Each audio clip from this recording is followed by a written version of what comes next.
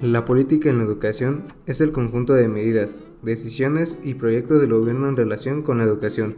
Esto incluye la planificación y la coordinación de la educación, así como la implementación de leyes y programas para promover la educación en el país. Por lo tanto, la política educativa está relacionada con la política en general, ya que se desarrolla dentro de la estructura. Para hablar un poco más de ello, hablaremos sobre un tema o acontecimiento que se tiene como relación entre la política y la educación, que es sobre la educación primaria obligatoria en el país. Para que se diera la educación primaria obligatoria en México, se hicieron varias reformas. En primer lugar, se estableció que todos los niños debían asistir a una escuela, sin importar su origen social o económico.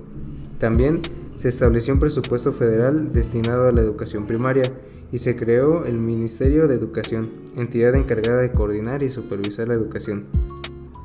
La primera reforma para la educación primaria obligatoria en México se dio en 1857, con la aprobación de la Ley General de la Instrucción Pública.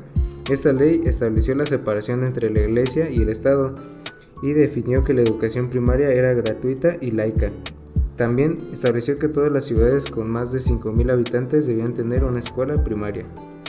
Con la reforma educativa de 1857 se buscaba crear una población más instruida y con una mejor educación para que el país pudiera desarrollarse y avanzar en aspectos sociales, políticos y económicos. Además, se pretendía dar igualdad de oportunidades a todas las personas, independientemente de su origen o condición económica.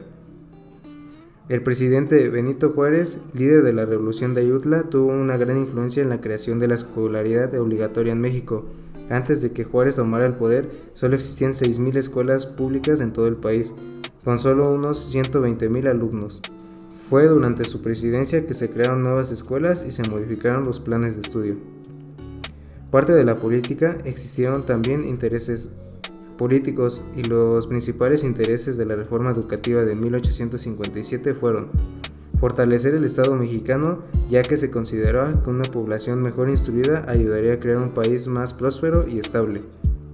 Promover una población instruida estaba más capacitada para participar en la política y en la toma de decisiones. Crear una sociedad más justa en la que se valorara la igualdad de oportunidades y no hubiera discriminación. Fomentar una cultura mexicana más unificada a través de la instrucción común en los valores de la República. Y fomentar el federalismo a través de la distribución de la educación. Otra persona importante relacionada con la escolaridad obligatoria en México es Justo Sierra, quien fue presidente del Consejo de Educación Pública y secretario de Educación. Sierra trabajó con un equipo de expertos para realizar la reforma de educación y propuso la creación de una ley que asegurara la escolaridad obligatoria. Antes del establecimiento de la escolaridad obligatoria en México, solo el 5% de la población tenía acceso a la educación primaria. Se considera que el objetivo de la educación era la instrucción moral y cívica, pero había una gran desigualdad entre las distintas regiones del país. Se le asignó un presupuesto para la construcción de nuevas escuelas.